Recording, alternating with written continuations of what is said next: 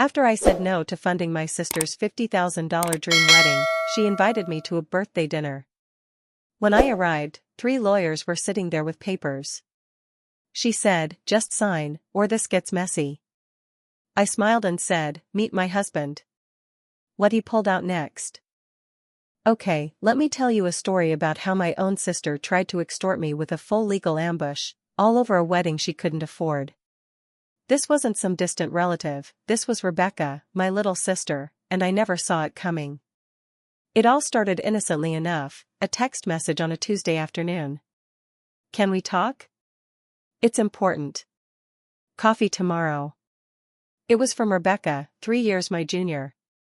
We hadn't really connected since Thanksgiving, when she'd dropped the bombshell of her engagement to Derek, a personal trainer she'd only been dating for 8 months. Looking back, I should have sensed the storm brewing. We met at one of those ridiculously trendy downtown cafes, all exposed brick and lattes that cost more than a meal. Rebecca looked absolutely glowing, her new engagement ring practically blinding me in the sunlight. She ordered her matcha latte and a croissant, then, with zero preamble, launched into what she called her vision. She whipped out her phone, scrolling through pictures. "I want the Ashford estate, Sheila. Look at these gardens. The fountain courtyard. The ballroom holds 300 guests." I recognized the place. A colleague had gotten married there, and the price tag was legendary. "It's beautiful," I managed, my coffee suddenly tasting like ash. "I've already spoken with their event coordinator," she chirped, eyes sparkling with excitement. "We can book for next May if we put down a deposit this month. The total package is $50,000. She leaned forward, her voice dropping conspiratorially. "But Sheila, it's my dream wedding. I've literally imagined this day since I was 7 years old." My stomach plummeted. $50,000? "Rebecca, that's more than most people spend on a car," I said, trying to keep my voice even. Her brightness instantly dimmed. "I thought you of all people would understand. You always said family comes first." The manipulative undertone was already there. "You make good money, Sheila. Your tech consulting firm is doing incredibly well. I've seen the articles." She reached across the table, grabbing my hand. "I wouldn't ask if I had any other option. Mom and Dad can maybe contribute $5,000. Derek's parents are helping with the honeymoon, but we need help with the venue." My heart hammered. "You're asking me to pay for your wedding?" "Not all of it," she quickly clarified. "Just the venue portion. $25,000. I can figure out the rest." $25,000. I'd worked myself to the bone to build my business from scratch. 80-hour weeks, missed holidays, relationships that crumbled because I was always working. Every single dollar represented a sacrifice. "I can't," I said, my voice barely a whisper. Her face hardened. "Can't or won't?" "Both," I shot back, suddenly finding my strength. "That's an enormous amount of money to spend on a single day." "So, my wedding isn't worth it?" Her voice rose, drawing stares from other tables. "Your own sister's happiness isn't worth it?" "That's not what I'm saying. I'm saying $50,000 for a wedding is excessive, and I can't justify." "You just bought a Tesla last month," she interrupted, her voice dripping with accusation. "I saw it on your Instagram." "I bought that with money I earned after years of building my business," I retorted, shaking my head. "And I'm asking you to share some of that success with your family." Tears welled in her eyes, exactly as she intended. "I've always looked up to you. You were supposed to be there for me." The guilt hit me hard, but I held my ground. "I'm happy to contribute a reasonable amount, Rebecca.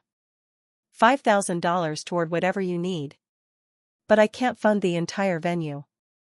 She stood up so abruptly her chair scraped loudly against the floor. "Forget it. I should have known better than to ask someone who values money over family. Rebecca." But she was already storming out, leaving her half-finished latte and untouched croissant as a bitter monument to our shattered coffee date. The silent treatment stretched for 3 agonizing weeks. Mom called, begging me to reconsider, saying. Rebecca was heartbroken. Dad, bless his soul, stayed neutral, which told me everything.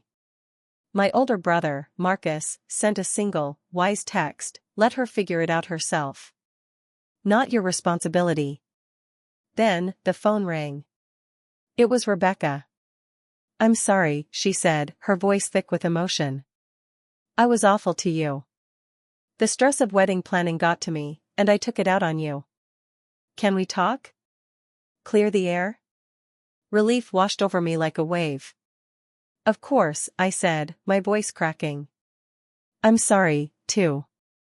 I could have been more supportive. Let's have dinner. There's a new Italian place on Merchant Street. My treat, as an apology. We set a date for Thursday. I spent Thursday afternoon rushing through work, excited to finally put this behind us. The restaurant was upscale, white tablecloths, soft jazz. The hostess led me to a private dining room in the back. That's when I saw them. Rebecca sat at the head of a long table, flanked by 3 people in business suits, 2 men, 1 woman, all with leather portfolios open. The atmosphere was formal. Cold. This wasn't a reconciliation dinner. Sheila, thank you for coming. Rebecca's voice held none of the warmth from our phone call. Please sit down. My gut screamed at me to run, but I stood frozen. What is this? These are my attorneys. She gestured to the 3 lawyers. Mr. Harrison, Miss Chen, and Mr. Rodriguez. We need to discuss a legal matter. A legal matter? The woman, Miss Chen, slid a thick document across the table. Miss Sheila Patterson, we're here regarding a loan agreement between you and your sister, Rebecca Patterson, dated November 15th of last year. My mind raced. There's no loan agreement. I never loaned Rebecca any money. Actually, Mr. Harrison interjected, his tone measured and professional. There are text messages, witness conversations, and documentation suggesting otherwise. Rebecca met my eyes, her expression utterly unreadable. You promised at Thanksgiving dinner, in front of the whole family, that you'd help with my wedding. Multiple people heard you. I said I'd contribute what I could reasonably afford. I never agreed to, you said, Rebecca interrupted, pulling out her phone and reading from the screen, and I quote, I'll help make your day special. That was your exact wording. That's not a legally binding promise to pay $50,000. I cried, my voice rising. Mr. Rodriguez leaned forward, menacingly calm. Miss Patterson, your sister has proceeded with wedding planning based on your verbal commitment. She signed contracts, put down deposits, incurred significant debt, all with a reasonable expectation that you would fulfill your promise. This is insane. I shouted, feeling utterly trapped. I explicitly told her I couldn't pay for the venue after she'd already begun planning. Miss Chen tapped the document. We're prepared to file a civil suit for promissory estoppel unless we can reach an agreement tonight. The room spun. Promissory what? It's a legal principle, Mr. Harrison explained, when someone makes a promise and another party reasonably relies on that promise to their detriment, the promise can be enforced even without a formal contract. This is extortion. This is protecting my client's interests, Miss Chen coolly replied. Your sister has invested over $15,000 in deposits and non-refundable expenses. She's facing financial ruin because you reneged on your commitment. I looked at Rebecca, desperately searching for any sign of the sister I grew up with. You're really doing this?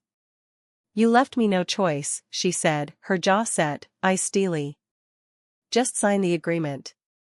It's a payment plan. $5,000 a month for 5 months. That covers the venue. You can afford it. This doesn't have to get messy. And if I refuse? Then we file suit tomorrow morning, Mr. Rodriguez stated. Discovery, depositions, court appearances. It'll be expensive. And public. Local media love stories about family disputes, especially involving successful business owners. The threat was clear. They would drag my name through the mud, potentially. damaging my company's reputation. Clients wouldn't want to work with someone embroiled in a family lawsuit. I need time to think. Sign tonight, or we proceed with legal action. Rebecca's voice was ice. Your choice. A knock at the door. The hostess peeked in, apologetic. I'm sorry to interrupt, but there's a gentleman here insisting he needs to join this party. We're not expecting anyone else, Miss Chen snapped. Actually, I said, finding my voice, that would be my husband. Rebecca's eyes widened. You're what? James walked in, his 6 feet 2 inches frame commanding the room. He wore a tailored navy suit, the one he reserved for important client meetings. But it was what he carried that made the 3 lawyers sit up straighter, his own leather portfolio, identical to theirs. Sorry I'm late, sweetheart. He kissed my cheek, then turned to the table with a polite but steely smile. James Patterson, Sheila's husband. And you are? Wait, Rebecca stammered, you got married when? 7 months ago, I said, a strange sense of defiance blooming in my chest. City Hall. Quiet ceremony in early May. We were planning to tell the family at Christmas, but you stopped speaking to me. The moment hung heavy, Rebecca's shock palpable. I'd met James 2 years ago at a tech conference. He was a keynote speaker on intellectual property law, and I'd approached him with questions about protecting my software. Coffee turned into dinner. Dinner became regular weekend visits. Eventually, he relocated his practice to be closer to me. We kept our relationship private, not out of secrecy, but because we cherished having something that was just ours. My family knew I was seeing someone, but between Rebecca's wedding obsession and the subsequent silent treatment, the right moment to announce our marriage never materialized. Rebecca looked between James and me, her face cycling through confusion, hurt, and something that might have been embarrassment. I can't believe you didn't tell me. You made it pretty clear you weren't interested in talking about anything except your wedding, I said, my voice level despite the tremor in my hands. Every conversation circled back to venues and guest lists. When I tried to share other news, you changed the subject back to wedding planning. Miss Chen cleared her throat, attempting to regain control. While family revelations are touching, we're here to discuss, actually, James interrupted smoothly, I'd like to understand exactly what we're discussing. May I see the document you presented to my wife? He took the papers, scanning them with the practiced eye of someone who reviewed contracts daily. I watched his jaw tighten, almost imperceptibly, the only sign of anger he allowed to show. After 3 full minutes of silence, he set the document down. This is remarkably bold, he said, his tone neutral, but carrying an undercurrent that made Mr. Rodriguez shift in his seat. Miss Chen, Mr. Harrison, Mr. Rodriguez, I'm curious about your firm's vetting process before taking on contingency cases, because what you have here is at best wishful thinking masquerading as legal theory. Mr. Patterson, Miss Chen began, we thoroughly reviewed, have you? James pulled out a chair next to mine, setting his portfolio on the table with a soft thud. His movements were deliberate, controlled. I'd seen him like this once before, at a board meeting at his firm, calm on the surface, strategic underneath. Because if you had, you'd recognize the gaping holes in your promissory estoppel argument. But let's set that aside momentarily. He turned to Rebecca, and something in his expression made her flinch. Rebecca, before we get into the legal aspects, I want to understand something. You invited Sheila here under false pretenses, told her you wanted to apologize and reconcile, so you could ambush her with attorneys and coerce her into signing a financial agreement. Is that accurate? Rebecca opened her mouth, closed it, then looked to Miss Chen for guidance. You don't have to answer that, Miss Chen said. Quickly. She really doesn't, James agreed. But I think we all know the answer. What I'm trying to understand is the thought process. Because from where I'm sitting, you've committed to a strategy that will irrevocably damage your relationship with your sister, potentially expose you to counter-litigation, and at best, net you exactly nothing. I just want what I'm owed, Rebecca said, her voice small. You're not owed anything, James said flatly. That's the fundamental flaw in your entire approach. Sheila offered to contribute $5,000 as a gift, not a loan, not an obligation, but a voluntary gesture of familial support. You rejected that offer and instead concocted this scheme to extract 10 times that amount through intimidation. Mr. Harrison intervened, but James cut him off. My characterization of your legal strategy is accurate, and we both know it. I've been practicing law for 15 years. I've seen plenty of weak cases propped up by aggressive tactics, hoping the defendant will settle rather than fight. This is textbook litigation bullying, except you picked the wrong target. He opened his portfolio, removing a document of his own. I caught a glimpse of the header. It was from his firm. Let me be crystal clear about the situation you're in. This isn't a negotiation. This is me explaining why you're going to leave this restaurant, advise your client to drop this matter entirely, and hope that Sheila is feeling generous enough not to pursue sanctions against you for bringing a frivolous claim. The temperature in the room seemed to drop. Miss Chen's professional composure cracked, and I saw genuine concern flicker across her features. Mr. Patterson, she said carefully, I understand you're protective of your wife, but threatening opposing counsel. I'm not threatening anyone, James said. I'm stating facts. Sheila is my family, which makes this very much my business, especially since my wife's name is being used to pursue a fraudulent claim. Fraudulent? Miss Chen's tone sharpened. That's a serious accusation. Not as serious as attempted civil extortion. James slid his business card across the table. James Patterson, Senior Partner, Patterson, Lee, and Associates. We specialize in contract law and fraud cases. The color drained from Rebecca's face. Let me walk you through the problems with your theory, James continued, his voice pleasant, but carrying the weight of someone who had argued before judges countless times. First, promissory estoppel requires a clear and definite promise. I'll help make your day special is vague and subjective. No court would interpret that as a commitment to pay a specific dollar amount. He turned a page in his document. Second, even if there was a clear promise, which there wasn't, your client had no reasonable basis to rely on it after Miss Sheila Patterson explicitly refused to fund the venue on December 3rd. Yet, Miss Rebecca Patterson continued booking services after that date, knowing the funds wouldn't be provided. Mr. Rodriguez shifted uncomfortably. Third, James said, pulling up several printed screenshots, I have text messages where Miss Rebecca Patterson tells her friend, and I quote, Sheila said no, but I'm booking everything anyway. Once it's done, she'll have to pay or look like an asshole. Where did you get those messages? Rebecca's voice cracked.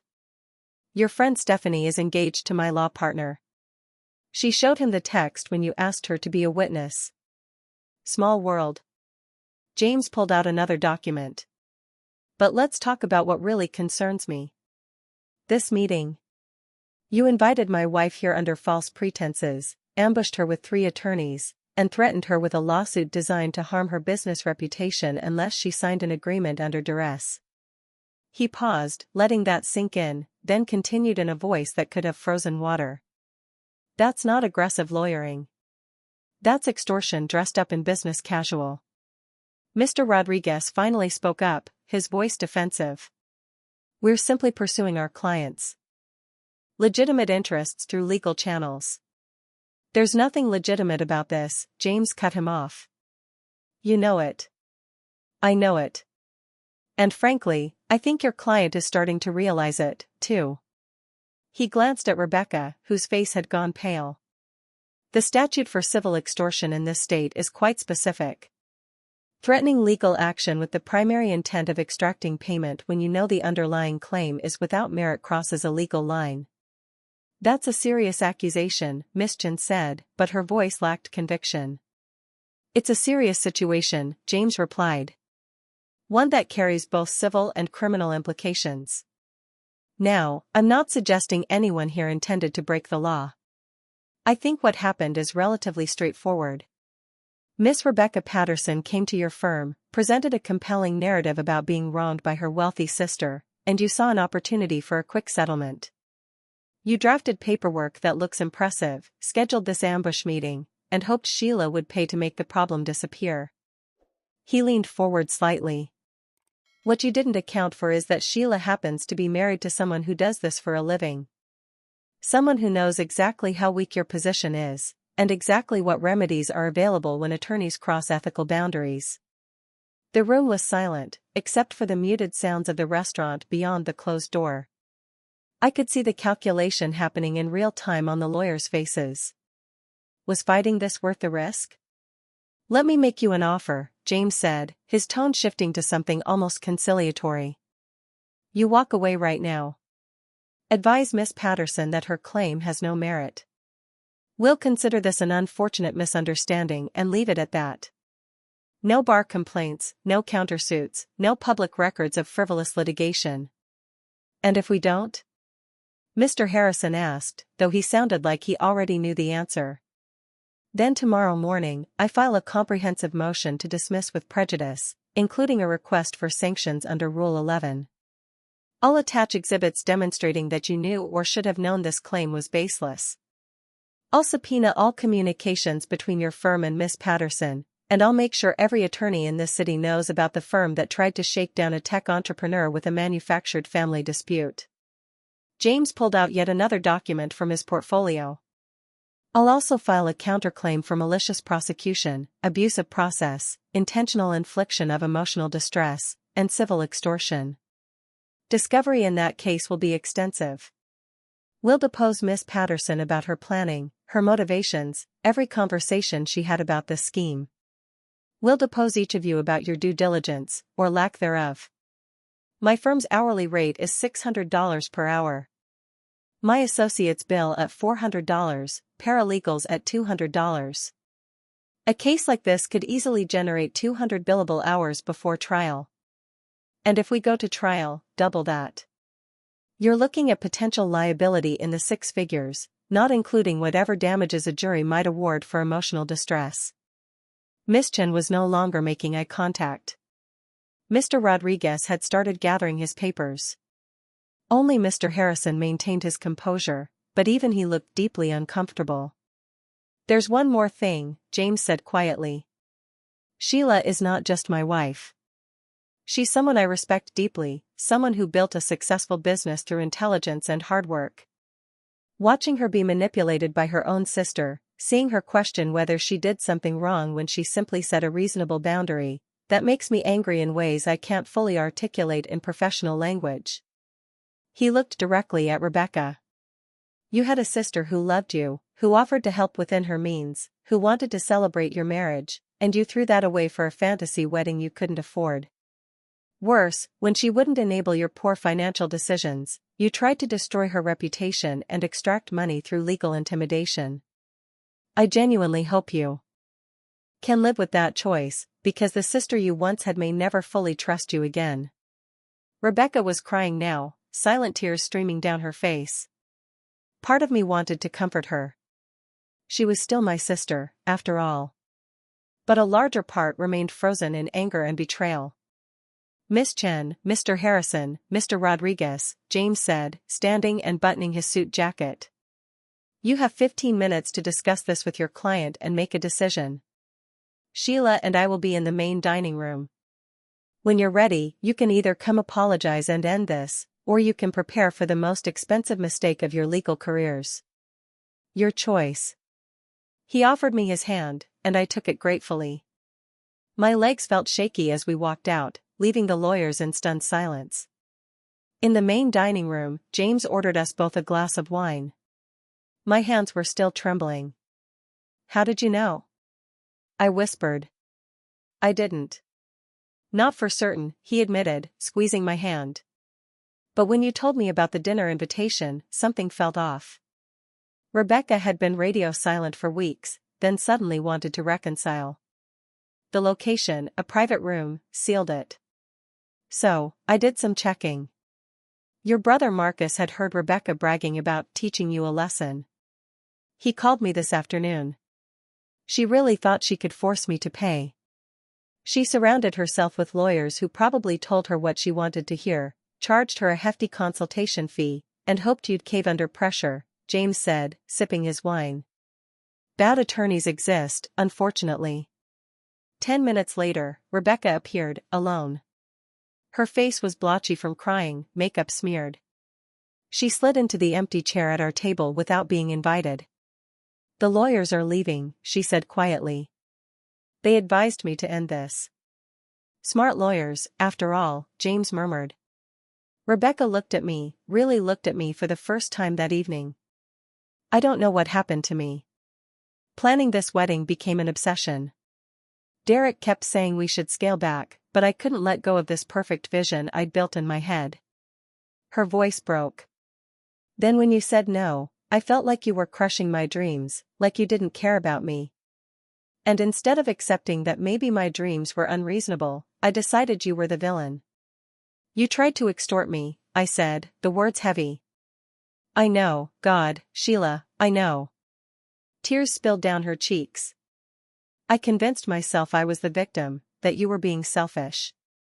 The lawyers fed into that, telling me we had a case, that family promises meant something legally. I wanted to believe them because it meant I could get what I wanted and punish you for saying no. But hearing James lay it all out, seeing how close I came to destroying everything between us. I'm sick over it. I'm so sorry."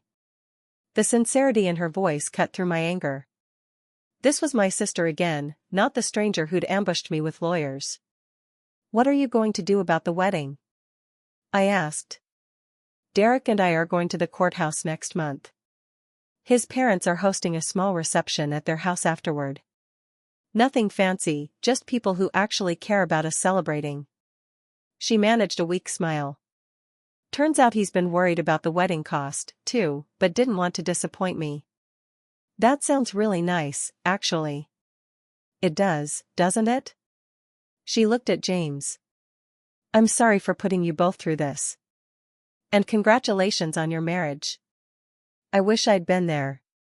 "We kept it small deliberately," James said gently. "We both hate being the center of attention." Rebecca stood to leave, then paused. "Sheila, I know I don't deserve to ask, but, would you come to the courthouse wedding?" "You don't have to, after everything." "I'll be there," I said. "I'd like that." She nodded, more tears falling, and left quickly. James and I sat in silence for a moment. Then he raised his glass.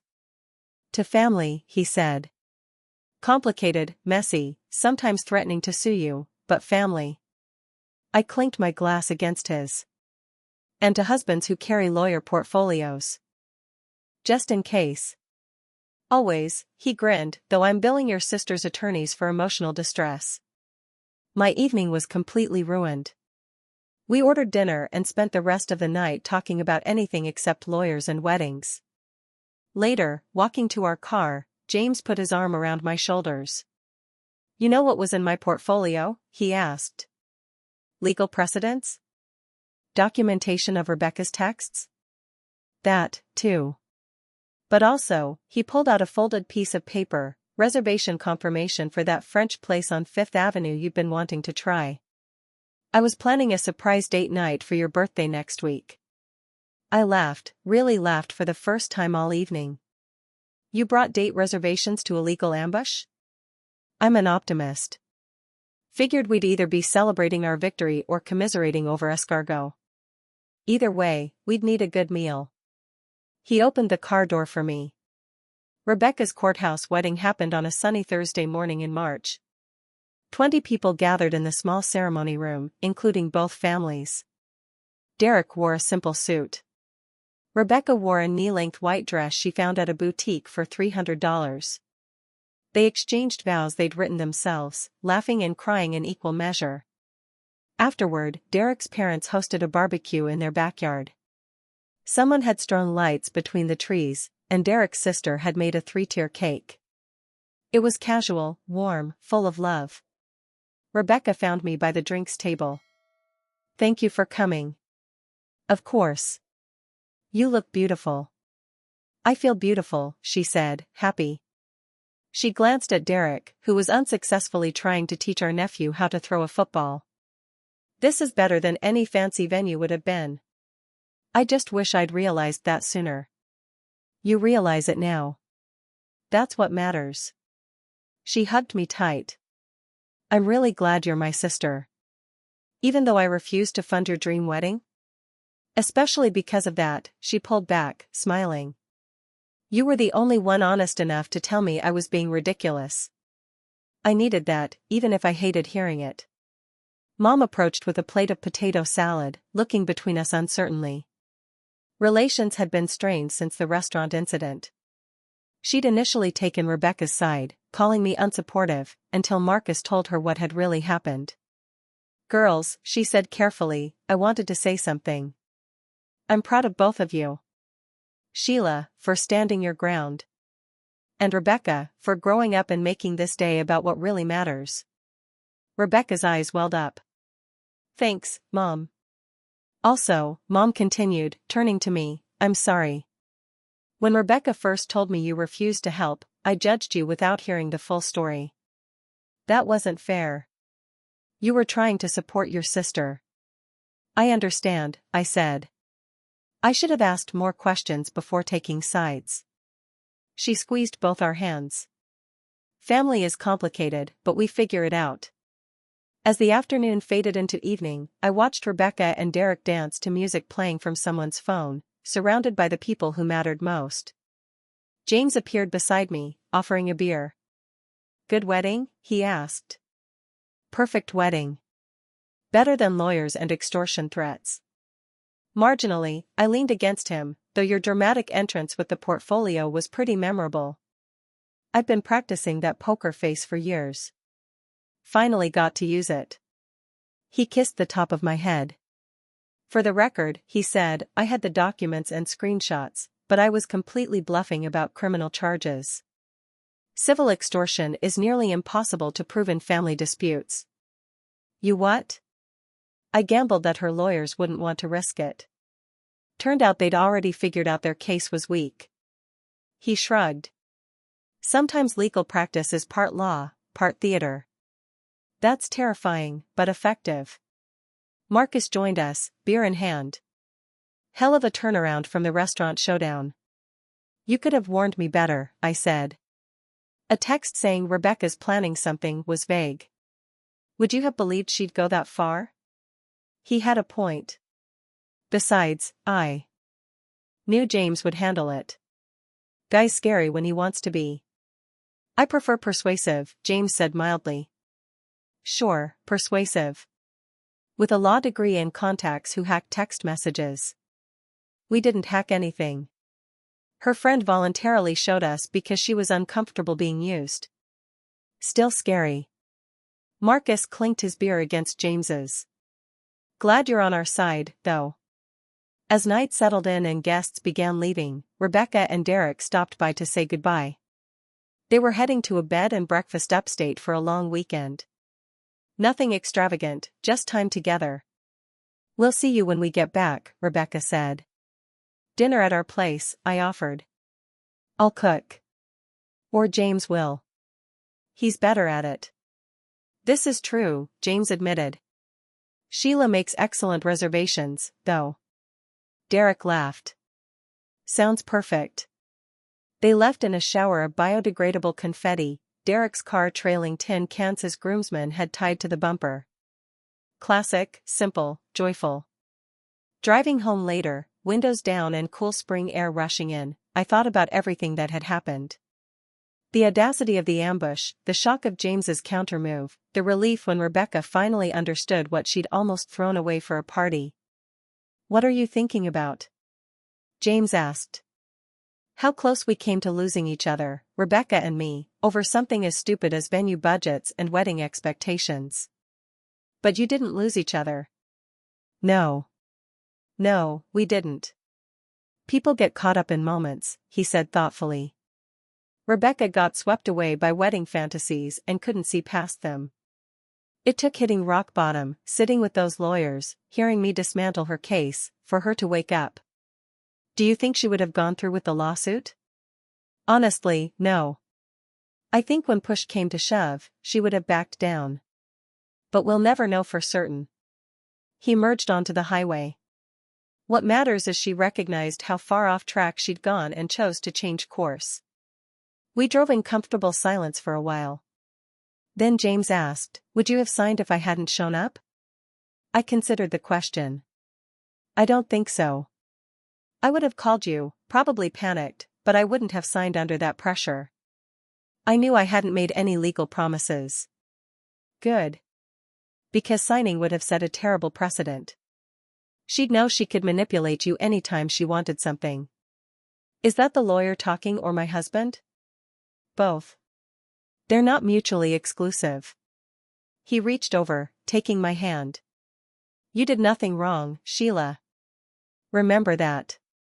You set a reasonable boundary. She tried to bulldoze it, and you held firm. That's healthy." "It didn't feel healthy when my sister was threatening to sue me." "Well, no. That part was distinctly unhealthy." He smiled. "But you survived it. Stronger relationship with Rebecca now." "Actually, sometimes conflict forces necessary conversations." At home, we changed into comfortable clothes and collapsed on the couch. James pulled up the documentary we'd been watching, but neither of us paid much attention. My mind kept circling back to that private dining room. The fear when I'd walked in. The relief when James appeared. The cautious hope when Rebecca apologized. The joy of watching her marry someone who actually made her happy. "Can I ask you something?" I said during a lull in the documentary. "Always." "When you walked into that room, were you nervous?" "Even a little?" He considered this. "Concerned?" "Maybe. Not nervous. I'd already reviewed everything. Knew our position was solid. But I was angry. Really angry. Someone I love was being threatened and manipulated." His jaw tightened. "That portfolio included a few extra documents I didn't mention. Counterfiling papers already drafted. Just needing signatures. If they pushed, I was ready to bury them in paperwork." "My hero," I said, only half joking. "Your partner," he corrected. "That's what marriage is. Having someone in your corner when things get ugly." 3 weeks after the wedding, Rebecca and Derek came to dinner as promised. James made his famous lasagna while I handled salad and garlic bread. The conversation flowed easily. No lawyers or lawsuits mentioned. Over dessert, Rebecca brought up job interviews she'd been having. "I'm thinking about switching careers. Maybe something in nonprofit work. Event planning for charity organizations." "You'd be good at that," I said. "You've got vision and organizational skills. Just need to channel them more productively than extorting family members," she said dryly. "Growth," Derek said, raising his wine glass. "We're all about growth." The doorbell rang unexpectedly. James answered it, returning with my parents and Marcus, who'd apparently coordinated a surprise visit. "We brought more dessert," Mom announced, holding a pie. "Apple, homemade this morning." What followed was one of those rare, perfect family evenings. No drama, no underlying tensions, just people who cared about each other sharing food and stories. Dad told terrible jokes. Marcus demonstrated a magic trick he'd learned from a YouTube video. And Derek shared embarrassing stories about his personal training clients. Late in the evening, after everyone had left except Rebecca, who was helping clean up, she paused while drying a dish. "I'd been seeing a therapist," she said quietly, talking about why I spiraled so badly over the wedding. "Turns out I've been tying my self-worth to external validation for years. The perfect wedding was supposed to prove I was successful, that my life was on track." She set the dish down. "But I was measuring success by completely arbitrary standards. Instagram weddings and magazine spreads instead of actual happiness." "That's really insightful." "I'm working on it. Learning to appreciate what I have instead of obsessing over what I think I should have." She smiled. "Derek's been great through all of it. Turns out marrying a good person matters more than the party you throw." "Imagine that." She threw the dish towel at me, laughing. "Shut up. But seriously, thank you for not signing those papers. For showing up at the courthouse. For this. She gestured around the kitchen. You could have written me off completely. You're my sister. That means something. Even when I'm awful. Especially then. James drove Rebecca home afterward. I stood on the porch, watching their taillights disappear down the street, thinking about second chances and the messy business of loving people who sometimes hurt you. When James returned, he found me still on the porch, wrapped in a blanket against the spring chill. Deep thoughts? He asked, sitting beside me. Just grateful. For you, showing up with that portfolio. For Rebecca finding her way back. For all of it. Even the part with 3 lawyers trying to extort you? Well, that part one could have skipped. He laughed, pulling me close. For what it's worth, I'm grateful, too. That whole situation brought us closer as a couple. Crisis management bonding? Is that what the lawyers call it? That's what husbands call it when they get to dramatically defend their wives. He kissed my forehead. Best billing hours I never charged. Inside, we made tea and settled into our evening routine. As I scrolled through my phone, a notification popped up. Rebecca had posted a photo from our dinner, everyone smiling around our dining table. The caption read, "Family isn't perfect, but it's worth fighting for."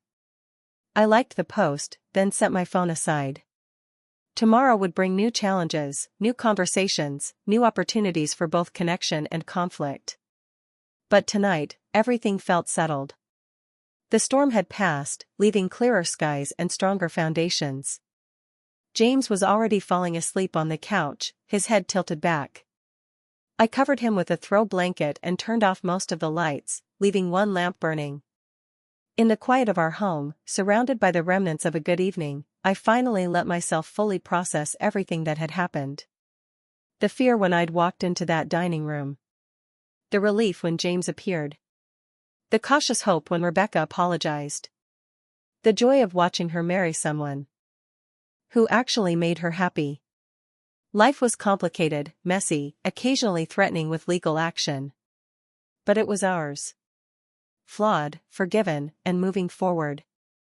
And that was worth more than any $50,000 wedding could ever be.